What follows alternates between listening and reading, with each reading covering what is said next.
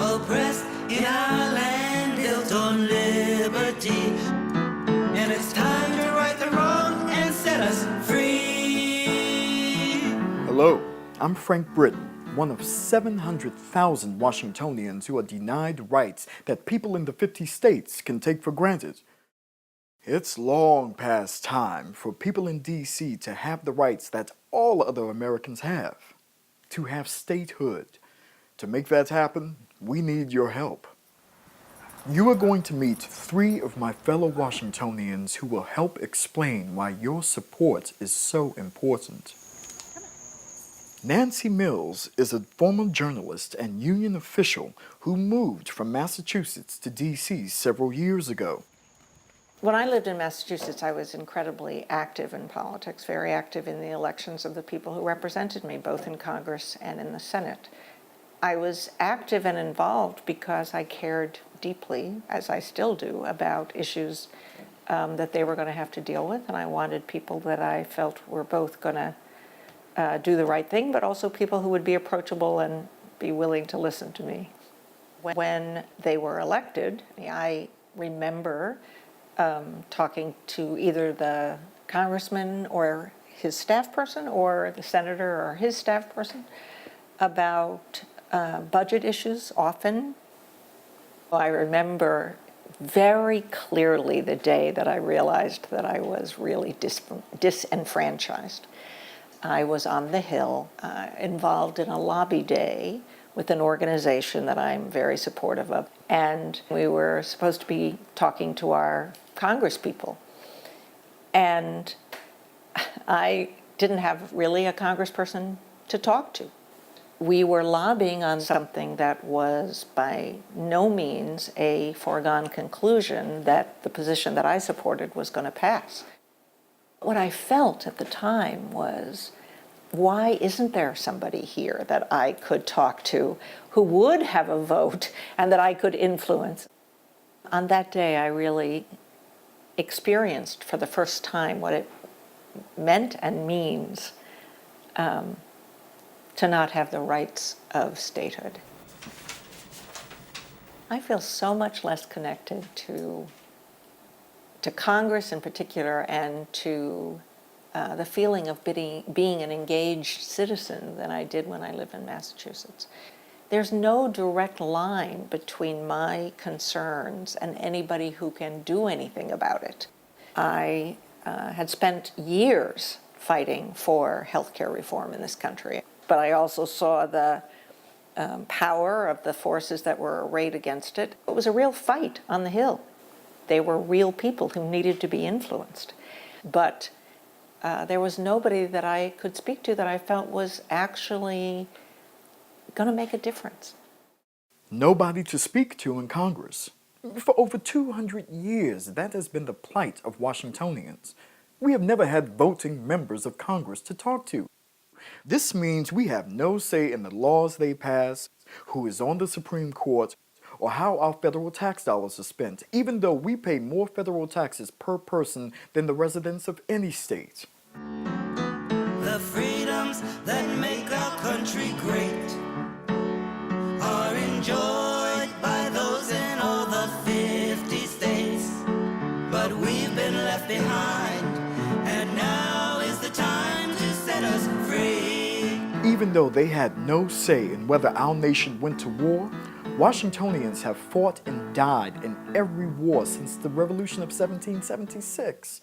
Our veterans number over 200,000. One of them is Ron Hampton. He also served for 20 years as a D.C. police officer and then spent another 20 as head of the National Black Police Association. But in 1966, Ron Hampton, his high school classmates, and all the young men turning 18 in D.C. were facing military service. I got drafted, of course. Once I got my draft letter and the report date, I responded down to the Air Force recruiting office and took the test. And surprisingly, I scored high in the mechanical aptitude. And I went off and went to basic training and became a propeller mechanic. I worked on propeller aircraft. Ron Hampton was one of the 28,000 Washingtonians who served in Vietnam. I went over at the beginning of Tech in 1968, and it was quite a firefight. In Vietnam, I worked on C-123s. They were called ranch hands, and those were the aircraft that sprayed the defoliant in the jungles. When a plane would go down, we would go out and take the parts off of the plane and then bring them back to the air base. In 1970, Ron was stationed at McGuire Air Force Base in New Jersey. Midterm elections that year made Ron realize that some of his Air Force buddies had rights that he didn't have.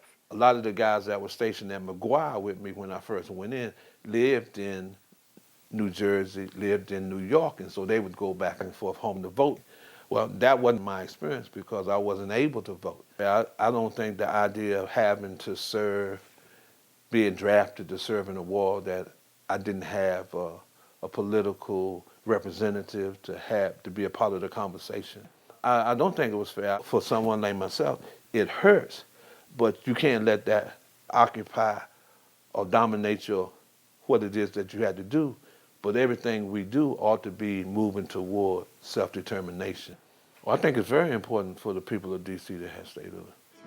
Our founding fathers and Martin Luther King all agreed we must let freedom ring. Those of us in Washington will fight until we've won and we are free. Stand up. Not only are we denied a voice in our national government, but we have to put up with congressional interference in our D.C. government. The U.S. Constitution gives Congress ultimate authority over the federal district that is the seat of our national government. And in 1998, congressional interference made our serious AIDS epidemic even worse. In the 90s, AIDS was a terminal illness that often ended with an agonizing death.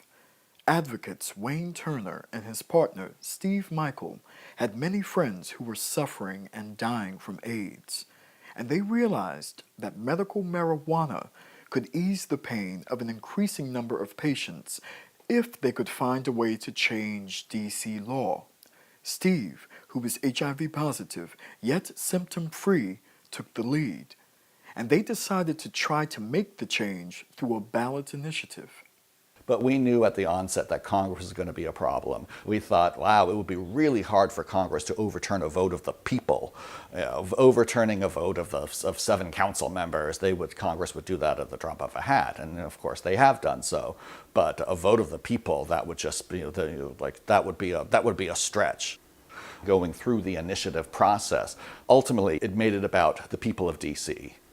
We got signatures one by one. We had conversations not just with 17,000 district residents, but with about 30,000. And we talked to people one-on-one and heard their concerns and addressed their concerns and recruited more supporters that way. In the midst of engaging voters and collecting signatures, Steve became ill. His condition, his medical condition, just really deteriorated really fast. Ultimately, he went to the ICU and was there for 3.5 weeks. He had multiple infections, including pneumocystis pneumonia. He was hooked to a ventilator. He was hooked up to IVs like a human pincushion, and he died. What Steve said before he went into the ICU and before he went on the ventilator was that he said, save the initiative. Save that initiative. Make sure that gets on the ballot. And so in many ways that was my mission and my promise and my obligation. And really that's when people really came together. And we got probably 2/3 of our signatures in the 6 weeks after Steve died. It was quite a struggle to go through the signature verification process and ensure that that all of our signatures were verified. We ultimately qualified for the November ballot. Very exciting time. While the medical marijuana supporters were organizing their election campaign, Congress was exercising its authority to decide how we could spend our local tax dollars. During debates on the D.C. budget, Congressman Bob Barr from Georgia proposed an amendment about our election. All this amendment does is it prevents funds, appropriated funds, from being used in any way to fund a ballot initiative. Do not single the people I represent out. Do not do to district residents what you cannot do to other Americans. Thank you, Mr. Speaker. I urge a yes vote on the amendment which will prohibit the use of funds for pro-drug legalization ballot initiatives in any way, shape, or form. I yield back the balance of my time. The gentleman yields back the balance of his time. The question is on the amendment by the gentleman from Georgia. All those in favor say aye. Aye. Those opposed, no. In the opinion of the chair, the ayes have it, and the amendment is agreed to. By the time the D.C. budget was approved by the Senate and signed by the President, it was mid-October, and thousands of ballots with the medical marijuana initiative had been printed. On Election Day, 69% of the voters approved the initiative, but it took almost a year and a court order to get the results released. It took 9 years to get the prohibition against medical marijuana removed from the district's annual budget and 12 years before legal marijuana was available to patients in D.C. Because AIDS prevention was a priority in the 90s, our government had a program of providing clean needles to IV drug users in order to prevent the spread of AIDS through sharing of needles. But Congressman Tad Tiahrt of Kansas did not want this in our budget. This amendment, Mr. Chairman, will restrict any funds from being used to distribute sterile needles or syringes to people who abuse drugs. It's commonly called the Needle Exchange Program. Come to Baltimore, which has a similar program as this one. We are saving lives. And so I say to you, I beg you, that as this debate goes forward, understand that there are people who are dying. And all of the amendments that we've had so far will not save lives. But this one, this amendment, if it goes through, will kill people. And that's a fact. And so I yield back the balance of my time. The amendment did go through, and tragically, Congressman Cummings was right. Many people did die. Finally, by 2008, Congress stopped imposing the budget amendment barring a needle exchange program on D.C. By that time, D.C.'s rate of AIDS infection had arguably become the worst of any city in the United States. But several years later, after the return of our needle exchange program, the average monthly rate of new HIV infections decreased by about 70%. Congressional interference is still a fact of life in D.C. and will be until we become a state. The remedy is statehood for the residential and commercial areas of the District of Columbia. As you can see from this map, our nation's capital will still be in a federal district. This district will include everything people in the 50 states associate with Washington, the U.S. Capitol, the Supreme Court, the White House, the National Mall, and key national parks and monuments. The way statehood can happen for the people of D.C. is the way it has happened for every state except the original 13, an act of Congress. We are pleased that we now have record support in both houses of Congress for statehood, but our supporters are not yet a majority. And that is where you come in. We in D.C. need you to let your senators and representatives know that you want statehood for the people of D.C. The freedoms that make our country great are enjoyed by those in all the 50 states. But we've been left behind, and now is the time to set us free.